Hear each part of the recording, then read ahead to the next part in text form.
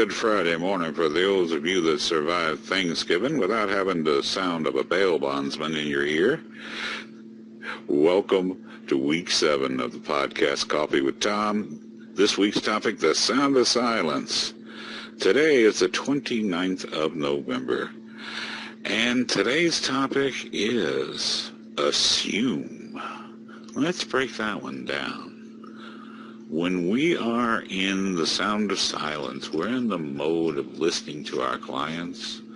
Do not assume. If you break that into 3 chunks, if you assume, it makes an ass out of you and me. We don't know the answer. We don't live in their head. So this is where we use one of those couch questions for clarity. And if you think, reiterate it. Okay, Miss Jones, if I understand this correctly, you're a single mom of 3. You work at the hospital you have for 5 years, and you take home $4,200 a month. Is that right? And you live with your parents, right? So I'm just reiterating to my customer for clarity. I'm parroting back what they told me.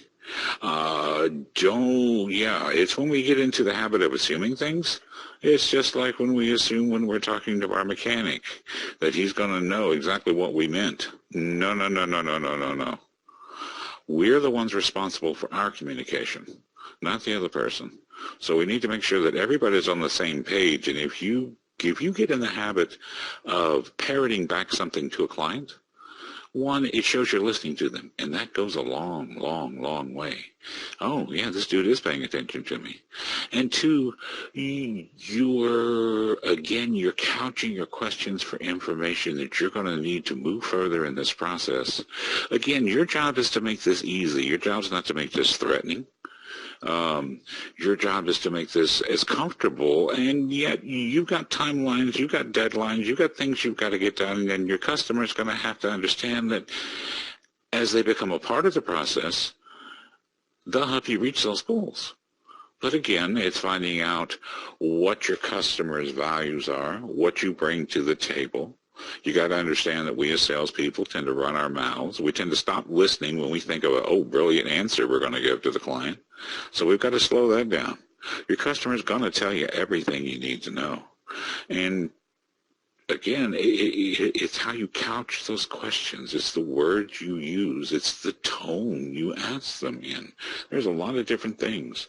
And remember, know why. Do not challenge your belief structures. How come? What were your reasonings? And let's get back to today's hot topic. Never assume. Because when you do, you really do make an ass out of yourself. Too many miscommunications, too many dealer complaints come through assuming. That's why there's little pieces of paper in a deal like called WEOs. Well, I assumed you were going to do this. You told me. Well, if it ain't right and it's not happening, it's all part of policies and procedures. It's part of listening to your customers, protecting yourself, and protecting them. As you learn more about your customers, as you learn to use the sound of silence, yeah. Again, another chapter in the success of you and your dealership. Go out there and create a great weekend. Thanks for listening to me. This is Tom Hampton. Hello, folks. Tom Hampton here. 1 word. Okay, 2. Please subscribe.